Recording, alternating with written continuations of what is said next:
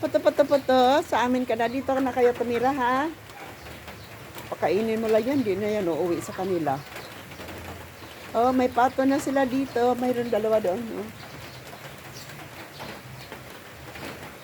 Pato, naliligo na kayo. Ayan, gusto nila yung tubig eh. Magpalitaw-litaw. Paglagay kayo ng kunting swimming pool dyan, dito na yung titira. May naliligaw ng mga pato ng kapitbahay. Gawin natin itong patutin.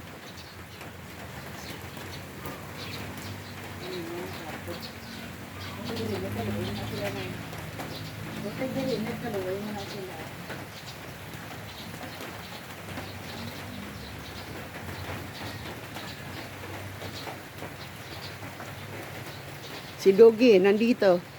Ginaginaw si Dogi. Giniginaw ka, Dogi. Yan si Dogi.